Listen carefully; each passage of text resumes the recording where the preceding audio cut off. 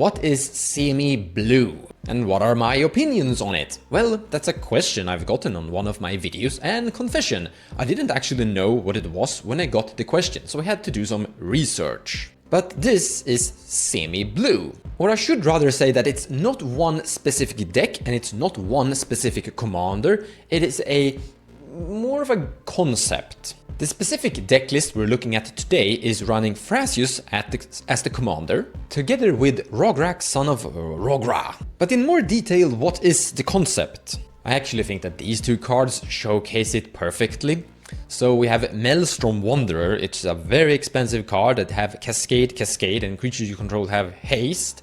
And then you have Last March of the Ents, which is an 8 mana spell, can't be countered, that's good. Draw cards equal to the greatest toughness among creatures you control, then put any number of creature cards from your hand onto the battlefield. Peregrine Drake and Palicrion, very expensive creatures that are free to cast, you could say, because they will untap your lands. Nyxbloom Ancient, that will triple your mana production. Great Whale, that will untap 7 lands you control. And Galta, Stampede the Tyrant. When Galta enters the battlefield, put any number of creature cards from your hand onto the battlefield.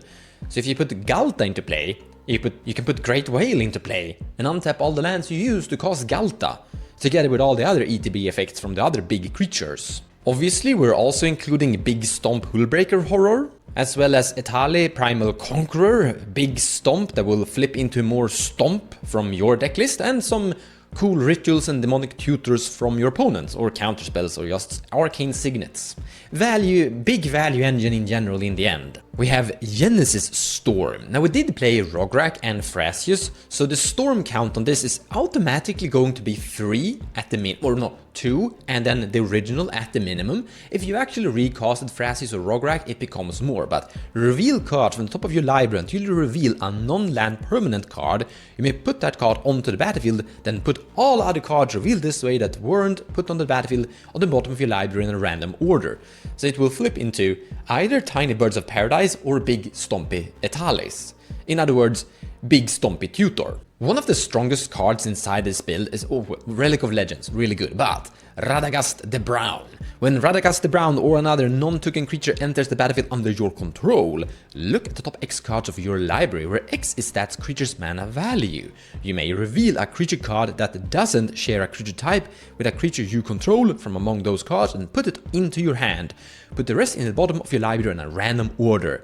So we are Are we storming with big stompy creatures? I mean, yeah, we are.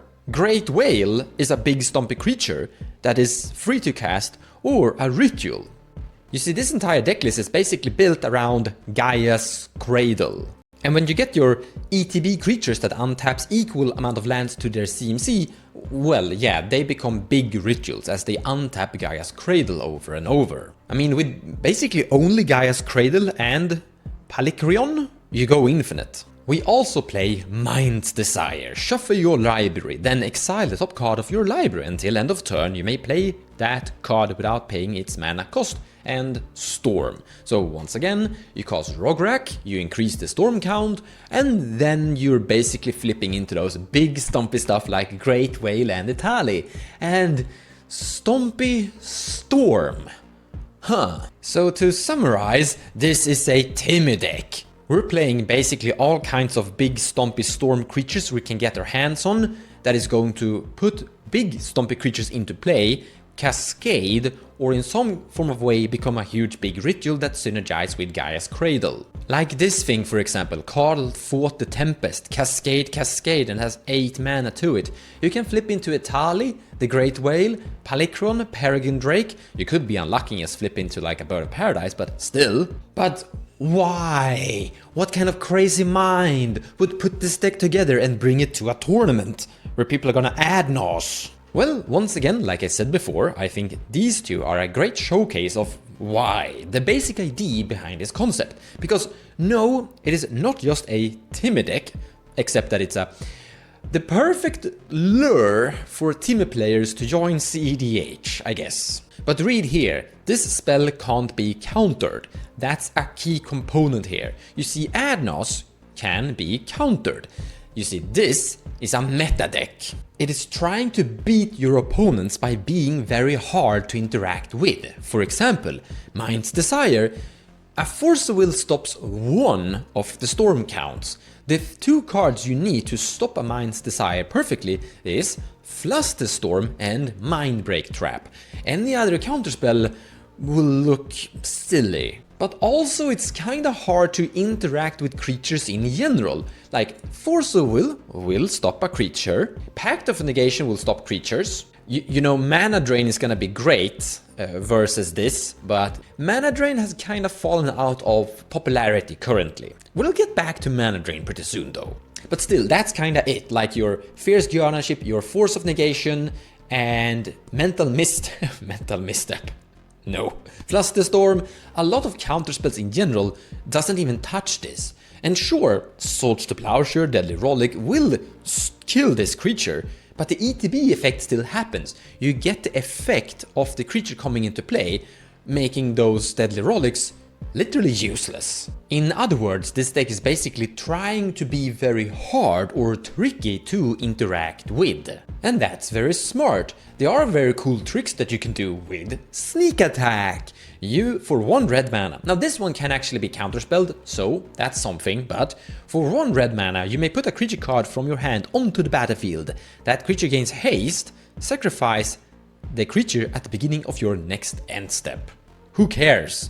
You're getting big value from your creatures, and if you can actually flicker them or return them or like loop them with this, for example, Sneak Attack and Palinchron goes infinite. You pay 1 red mana to get Palinchron into play, then you untap all of your lands, you pay 4 mana to return Palinchron back to your hand, you Sneak Attack Palinchron back into play again, and you need to have lands that tap for 6 mana total to go infinite. And once you have infinite, you can draw your entire deck with Thrasios. That's the concept, and here's the thing, you can swap out the commanders and change the colors a lot to actually create something of this of various different commanders. But the key part you really need to know is that this is a meta deck. It is built to defeat mid-range. It is basically the build to defeat counterspells. Someone that is sitting with like a lot of counterspells that can't stop creatures is going to lose to this. And you're gonna feel like the big Timmy winning cEDH tournaments. But this is revolutionary, this is amazing, this is breaking news. Actually, there's nothing new to this concept. This has been done before. So here I have a very old YouTube video. Yeva won a tournament, let's talk about that. And this video is 3 years old, as you can see. The big concept here, I'm not gonna go into the video in detail, but you can see their flash. You may cast green creature cards as though they had flash. The entire build on that Yeva was that you're gonna make it very tricky for your opponents to interact with you, and you can win in instant speed on top of someone else's win con. This Yeva build could literally create a victory while Thassa's Oracle was still on the stack.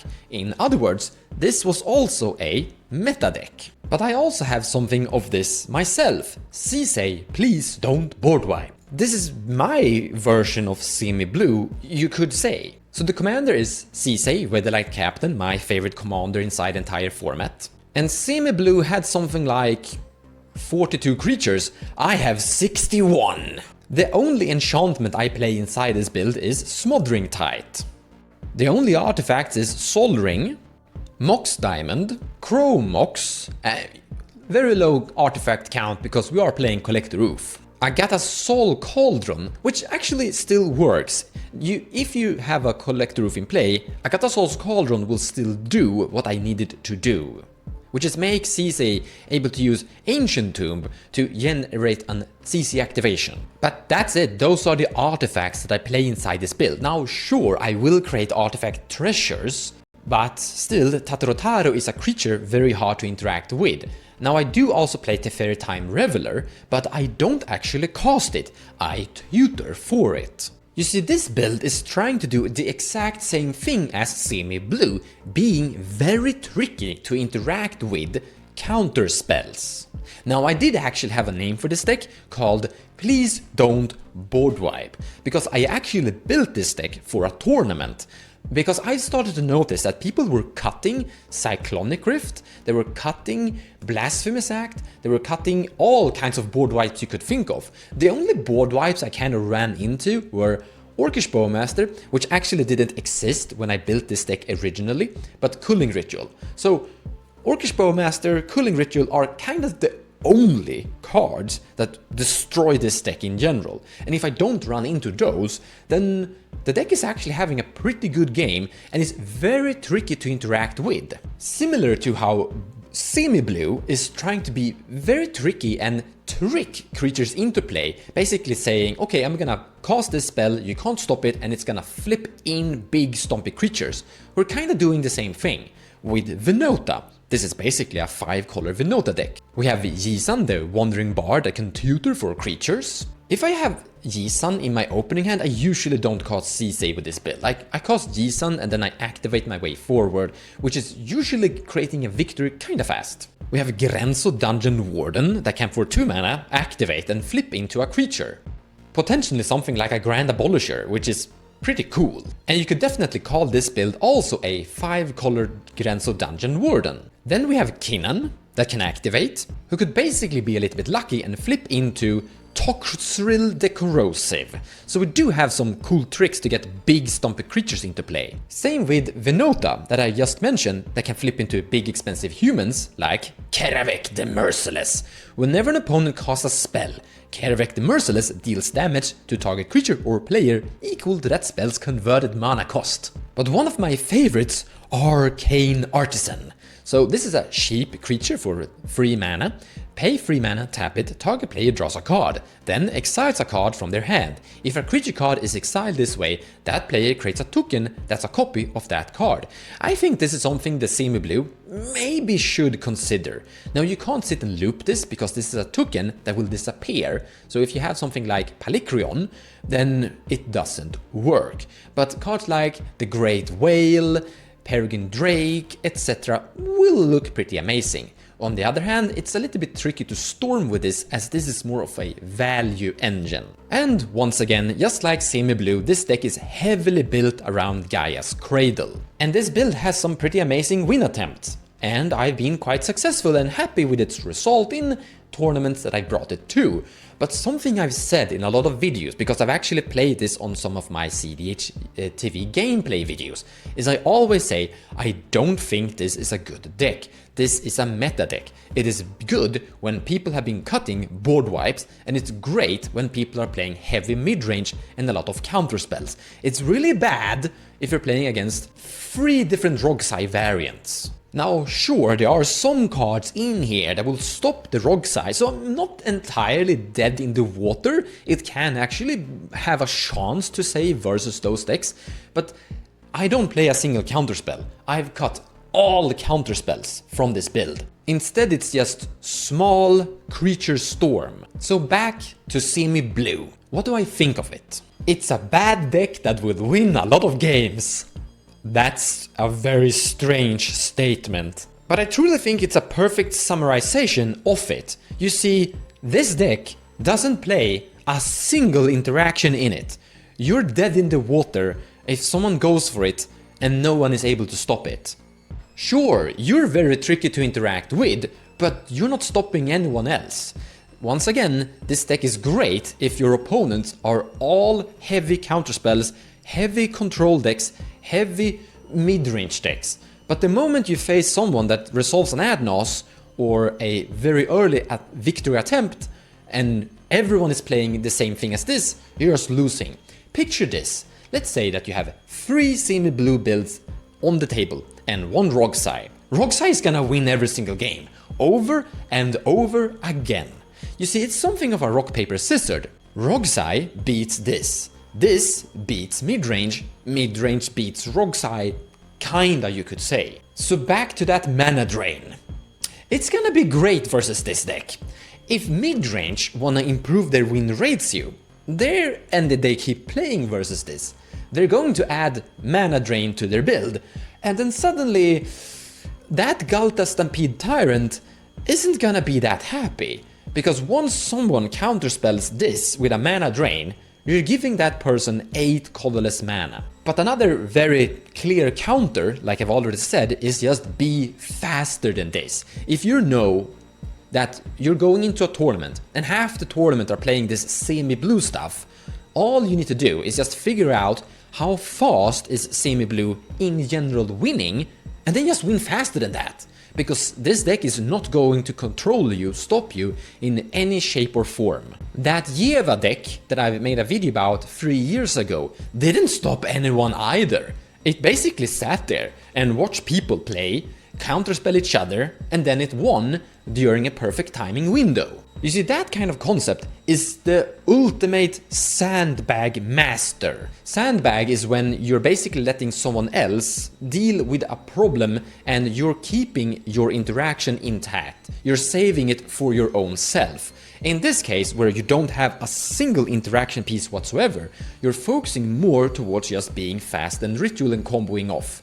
Which is good, because if someone else deals with your problem, you didn't need to, you can just win and focus more on your victory. So just like that Yeva, this is also a sandbag boss. I've actually played a game with this deck, and a gameplay video is in the editing process, and that's literally how it felt like. I expected it to be just like I'm sitting there durdling, doing nothing, building up more and more value, and eventually I will win and be an unstoppable force. But towards that process, if no one is stopping any of the other problems I run into, then I'm dead. A lot of people have been calling this a parasite deck, meaning that you need someone else to save you so you don't lose, so you can win. Which is kind of the same concept as sandbagging. The truth is that it works, it's great, and it leads to victories. Which is why, once again, this is a bad deck that is going to win a lot of games. Just like I've said, my say please don't board wipe is ultimately a bad deck that, strangely enough, have a pretty good win rate in some tournaments I've brought it to. I hope you enjoyed this video and thank you so much for watching. Please understand, I'm not talking down on the concept, it works. It's just that it is a meta deck and things will shift and change.